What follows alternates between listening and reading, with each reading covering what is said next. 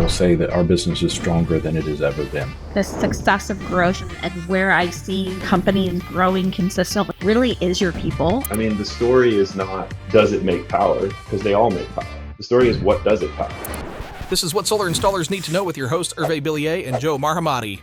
Hi there, it's Hervé and Joe with what solar installers need to know, where we interview solar CEOs and experts on how they run their business on the solar coaster. We ask their private revenue numbers, we give actionable advice, and learn about trade secrets so you can run and grow your solar business. Joe and I built a solar company from 0 to 12 million in sales and got successfully acquired.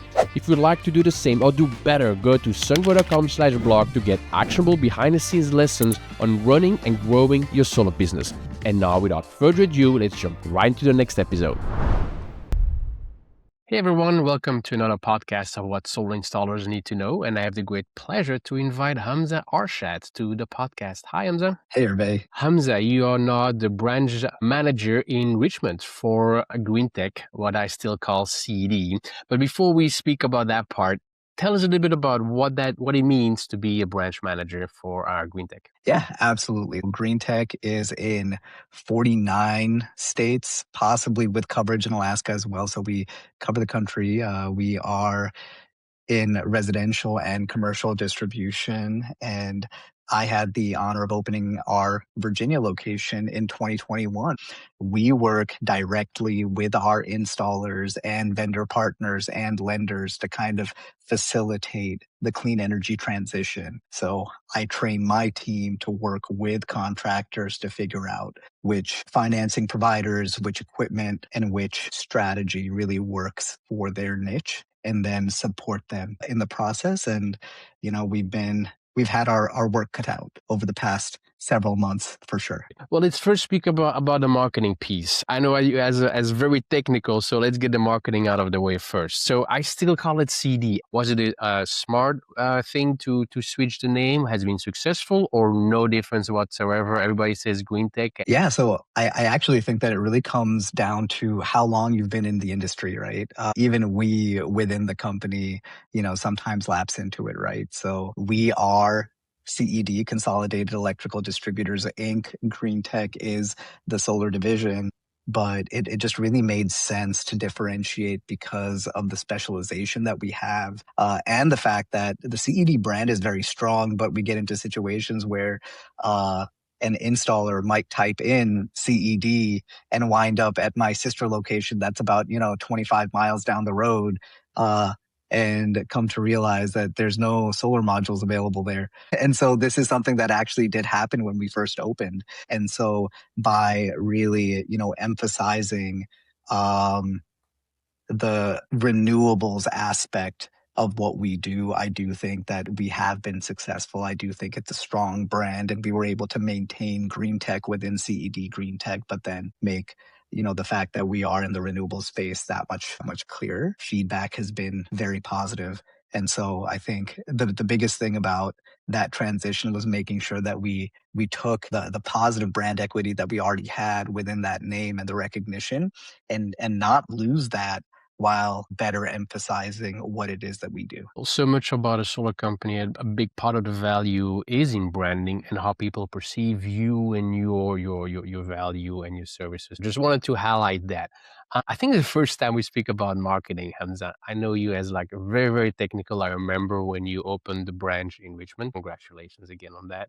Tell us a bit more how do you find installers that want to work with you, because you have competitors deal with that? How do you select installers? Maybe do you work with any installer, or is there a selection process? Yeah, absolutely. I think right now word of mouth is very common. We work with quite a few installers who understand what we're about, know us personally, and will recommend us to their friends, or installers will come to our shop, or we'll do deliveries and have personal relationships with the actual installers doing the work. And so, they have their internal networks as well within Virginia. I'm a member of the Virginia Solar Guild. We're trying to look at things from a more holistic perspective. Within that space, people often come to us, and then, we will all often work with contractors that may be in a related space that want to do more.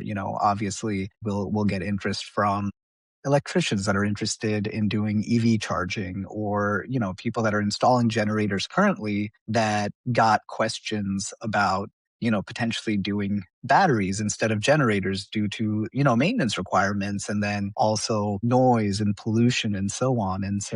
And then obviously, we'll do some prospecting as well, but most of the business that we get is really word of mouth. So if I understand correctly, the services that you provide is not just an order comes in, you deliver the panels and the inverters to a warehouse of a solar company. You also do drop shipping. And then what other services do you provide? So like you seem to be playing an educational role too. Yeah, absolutely. So we work with our vendors to make sure that, we have regular events to train our installers. Obviously, solar is a really interesting space because it's both construction industry and tech. And so being at the intersection of tech and construction, it's much more dynamic. And I mean this with full respect, but, for example, like traditional electrical, where conduit body is a conduit body, has been a conduit body for many years. The lifespan of, for example, a microinverter technology. We have Enphase, for example, switching to gallium nitride, right? Something that we've seen in our electronics for a while, but is now,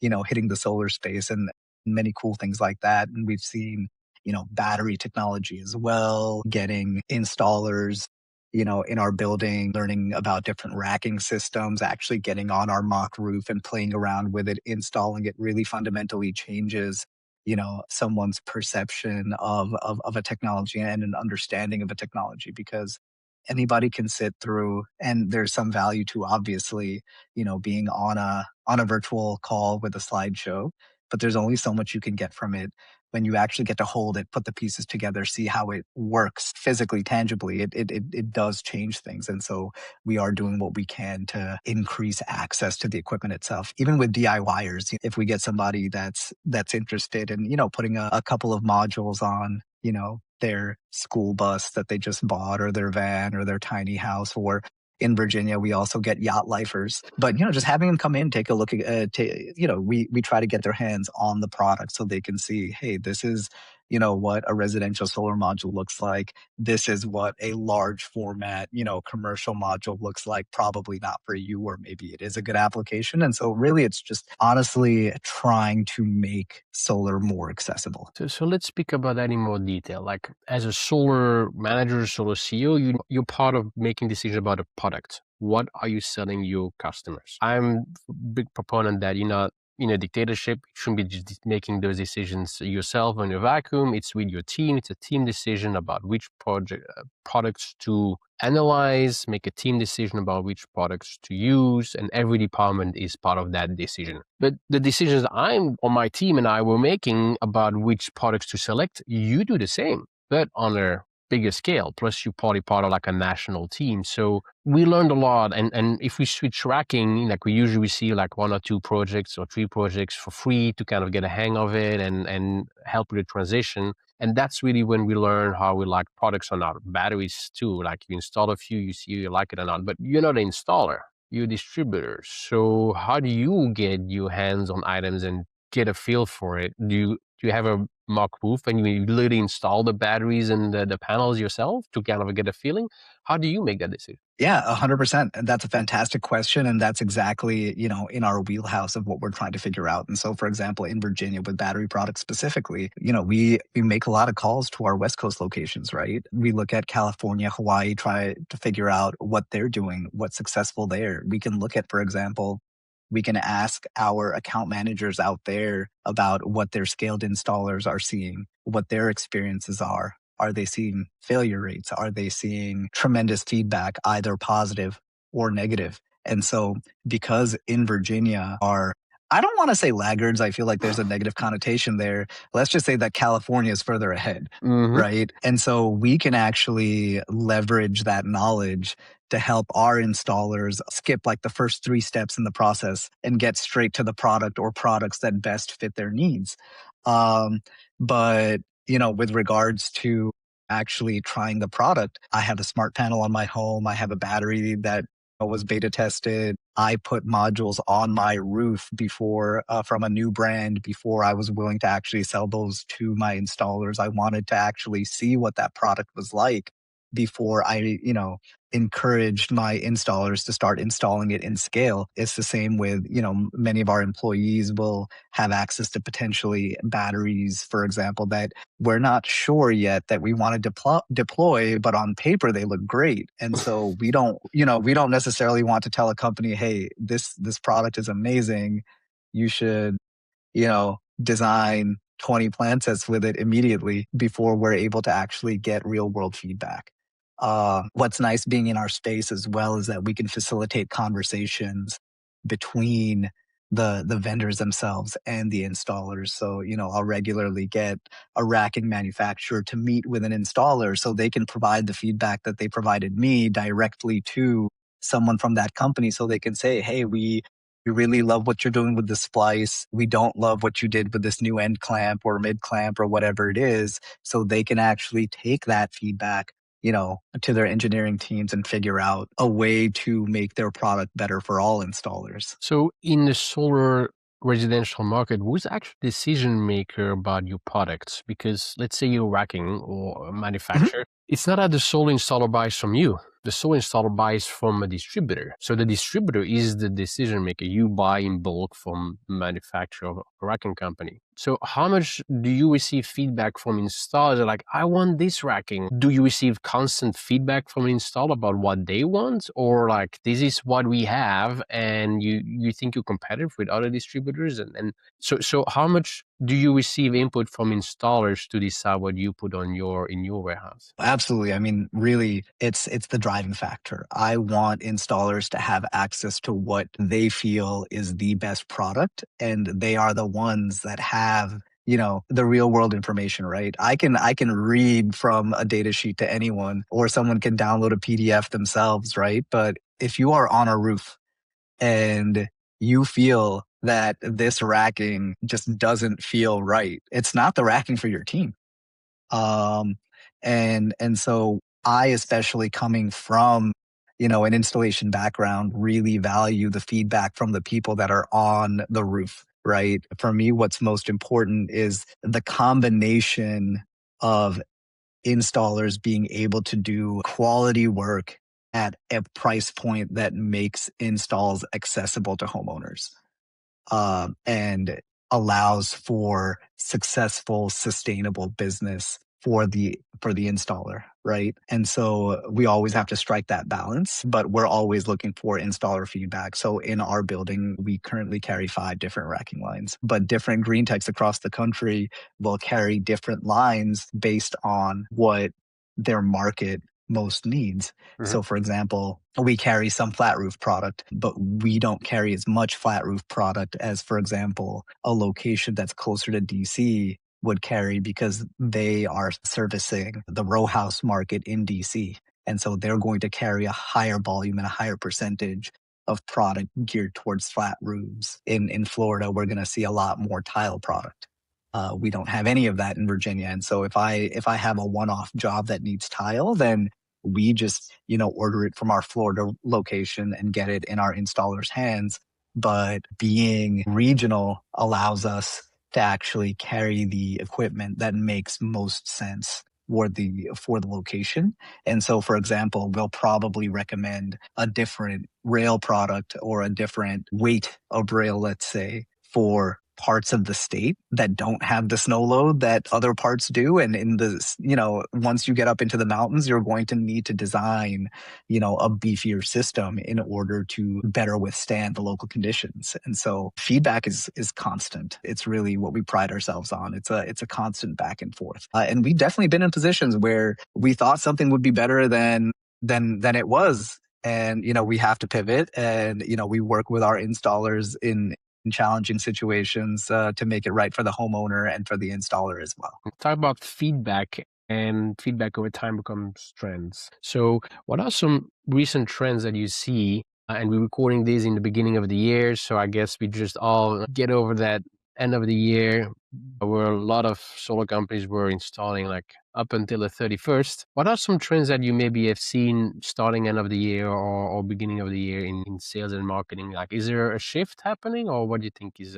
happening there? Yeah, we're all trying to get more data right now to understand what changes in tax laws, what impact it's having. And we're going to see different impacts in different markets. Virginia is a market where, because leasing went live relatively recently, we haven't had that much of a slowdown in residential sales, but the makeup of that is skewing towards leases. And so currently we're seeing, lower battery attachment, which makes sense because generally speaking, batteries in the state of Virginia have generally been, a cash loan package. Of course, with the changes in the administration with Spanberger and Hashmi coming in Virginia, there's likely going to be additional state level incentives. And when those come through, we expect further changes in what this market to look like. I think the biggest thing right now is we're all trying to figure out what the overall impacts to the industry will be and how that's going to be broken up by region within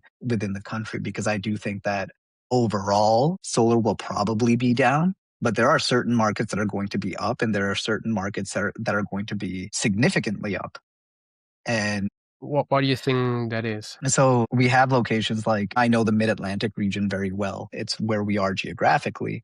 In DC, the SRECs are so high that they insulate a lot of, if a payback went from 3 to 5 years, people that were considering solar are probably still considering solar. That change is not that significant within the context of what it provides. And then I also do think that between utility rates increasing in Maryland, DC, and Virginia, we've seen increases in utility rates across all three.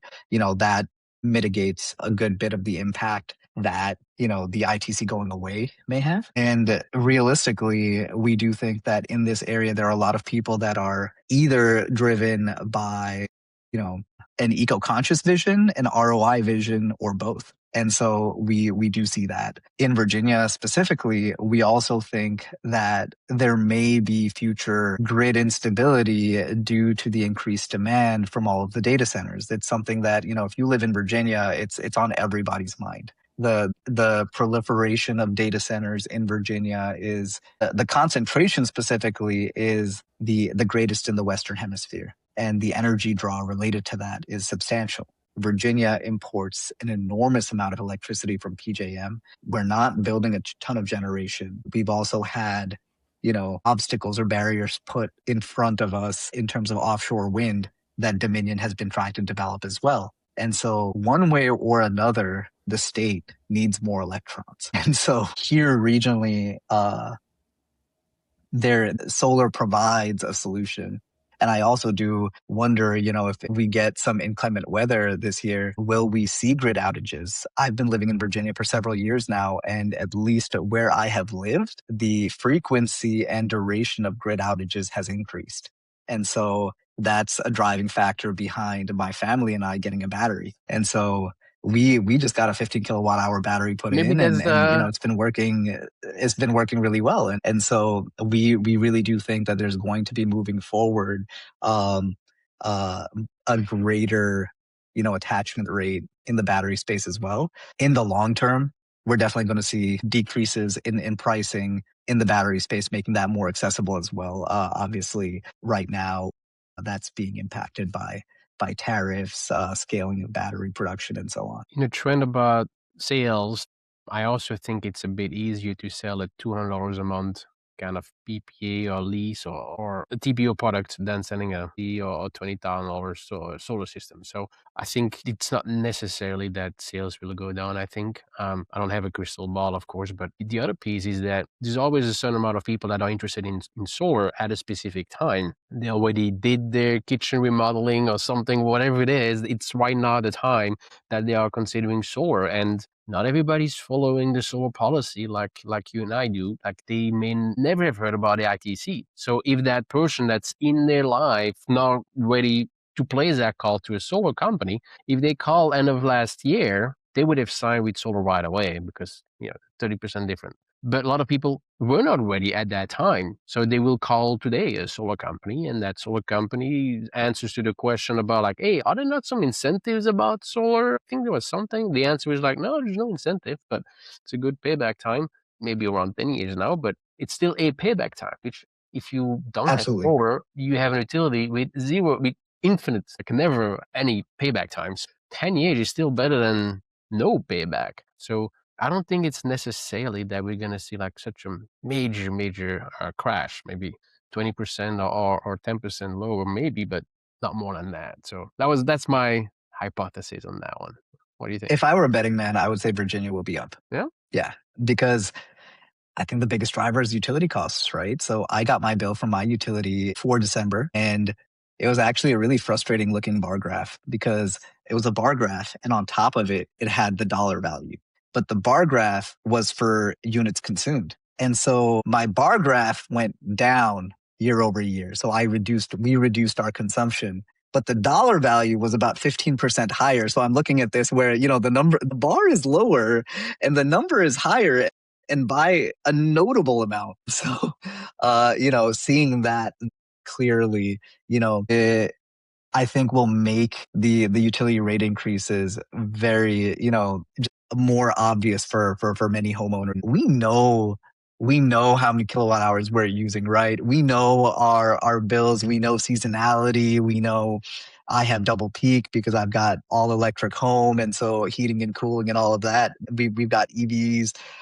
We understand, but for people when they're just like, I just got a $500 electrical bill. I've never had a bill over $350. Psychologically, it's going to have an impact. And immediately they're going to start looking at obviously solar, but also like weatherization, insulation, new appliances, HVAC, all of these things. And of course, from my perspective, it really does need to be, holistic, right? It's not just about creating as much generation as possible. It's about creating generation, but also reducing consumption, right? And trying to figure out how to do both. Yeah, absolutely. Going back to that $500 bill, we just moved to a new house. We didn't have solar yet. Congratulations. Thank you. And so, yeah, first bill was $400. So like, I haven't had an electric bill in years. Old house is like full solar and everything. It's like, wait, right? How much? And so my point is that another solar installer had massive sales in January, February last year. And I wonder, like, why? Like, is it policy related? And I was like, no, it's not policy related. It's utility bills hit $500 a month. Those bills are on auto pay and just get paid. Nobody cares until it hits a threshold of $500 and people notice it. They start caring and they take action. They found solutions. I think it's funny that America's homes are not well insulated and so on and so on. Well, it's not that they believe in climate so much more, which may be a bit true, but the electricity price is so much higher. They don't want to waste it. So it's just the price. Same is going to happen here. Like utility prices go up, people are going to look at alternatives, insulate their homes and attics. And yeah, I think it makes total sense. Yeah, exactly. Drop the thermostat by a degree or two, So there is an energy transition happening. Do you see that you and Greentech are part of like an energy transition? Do you see solar installers reaching out to you about like other products? Like, hey, you also offer roofing and you maybe also have HVAC products and that education. Is that happening? Do you hear installers asking for other services and products, maybe maintenance products, or is it the trend? Yeah, absolutely. So we specifically are getting into the HVAC space. We believe that the average solar customer actually is looking for a reduction in an electrical bill. And that can come through solar and it can come through other means as well. So if someone, for example, is looking for, let's say, reducing their bill and a battery backup, they might be able to go from 3 batteries to 2 batteries or 2 batteries to 1 battery with a more efficient, HVAC system. The other thing there is that we love solar. We're solar nerds. At the end of the day, solar tangibly is ROI, meter spinning backwards, and so on. HVAC actually improves comfort in the home. And so now there's actually a physical benefit to that, right? And so, if you can combine solar and storage and HVAC, now you're looking at holistic solutions that actually provide, significantly more benefits in terms of, comfort and improvement in actual quality of life. So for us, it actually makes a ton of sense. The synergies are there and it took us a while to actually realize, that was staring us in the face. Now, at the same time that I started thinking about Sunvoy, I also took my license, installed a few heat pumps myself to kind of get a sense of it. And I learned that I can take an installation manual and install a heat pump and figure it out, but not as much like tell any electrician in your company, like, all right, and tomorrow you're going to install a heat pump. Like, that doesn't work like that. The industry is also quite different. You can find people experienced in solar now, but it is a heck of a lot easier to find people experienced in HVAC. It's such a larger industry. People have so much more knowledge and experience doing that. So my question to you then, Hamza, is like, to solar companies that are thinking about doing HVAC, what are some first steps they should take, or how would they decide if it's the right thing for them? Do you have any advice? I think that this may be a cop-out answer, but give us a call. We know our installers well. Mhm. And we have the conversations with them to understand what their competencies are and what their potential is. And so if we are working with an installer and we know that they can do this, they read manuals well, they are meticulous and can cross their T's, dot their I's, we can definitely get them on track with the trainings that are required, either go on their journey to get their own licenses or partner with a group that makes sense for them to partner with. And, if maybe it doesn't make sense for them to bring it in-house, we can actually connect them with partners that would be able to, see that project through at a very, very high level, with them maybe functioning as the sales arm. And so really it's understanding the installer well and understanding who their target customer is and how trainable they are at having the correct conversations to do this aspect of business justice. Now, to do HVAC, you have two parts, right? You have the sales part and then like the operational part. You advise a solar company to try to do both at the same time, or if they're more focused on sales, try to sell it, have somebody else install it. If your company is more towards like operational, try somebody else selling it and then you install. Like, or would you advise to do both aspects at the same time? Yeah, exactly. So there are different solutions for different company structures. If there's a company, they've got 10 crews, a couple master electricians, they probably have the capacity to handle an additional product line, and the ability to fully train multiple people to do this as their day job, right? If it's an add-on that, may have a take rate of, let's say, a job a month, 2 jobs a month, 5 jobs a month, it probably doesn't make sense to take on the overhead of training an entire crew on this aspect of the business. And so it really is a question of what makes the most sense for that installer. And then also, within that, there's regional nuances as well, right? The installs that are going to be done in a DC row house are probably very different than, a split level in Front Royal. Yeah, absolutely. Talking about trends, do you see something else happening in the solar industry you'd like to share? Maybe you spoke about sales and marketing, maybe in operations, maybe products or batteries or TPOs. Anything you wanna? Yeah, I think the biggest thing is going to be understanding the impact of AVLs, so approved vendor lists for certain finance products, on product availability, and what the next 2 to 3 quarters look like based on that. And then with that, you sprinkle in a certain degree of volatility coming from the federal government regarding tariffs. And if we had more information sooner, it would have allowed us to be a little bit more agile in pivoting when we needed to. I think distribution as a whole did a fantastic job of working with installers to make sure that there was equipment to install in a space that was getting very, very uncomfortable. But I think it's just going to continue to be an unusual business environment for the industry. We have midterms coming, have utility rates, we have partners that we were able to do quite a bit of business with that are maybe no longer options due to the countries their parent companies are associated with. And so we just need to, take the information in and then act on it quickly. So we're able to continue providing as seamless an experience as possible at the installer level, because at the end of the day, they just need to make sure that they have product to install, and that the product is compliant with what it needs to be compliant with. And we are doing everything on the back end down to individually scanning microinverters to make sure that even at the batch level, they are fully compliant. Product availability must be on your mind like every day, I guess. How do you Yeah. do that? Honestly, I've been in the industry long enough to have built very, very strong relationships with many vendors, and I'm fortunate enough to be at a company where we just have really, really good conversations internally and share information as quickly as possible. And so we have many, many, many other branches across the country between teams, text messages, meetings at conferences, our internal calls. We're able to share that information very, very effectively. And so when we come upon new information, we're able to distill it into what everybody needs to know, get that information out quickly, and then disseminate it to the installers very, very quickly. And I think 2025 just helped us do all of that better because we had to. There was no way around it. And so it just, forced everybody to be, the best versions of ourselves in order to get through that year. And, honestly, internally, we're just going to continue at it this year and just try to do it easier. That's my motto internally for my team is, hey, we're doing it the easy way this year. This year is easier. Good. Well, Hamza, thank you very, very much for sharing your experience and your knowledge in this industry. You've seen it all, so thank you very much for sharing that. Fantastic. Thanks, Hamza.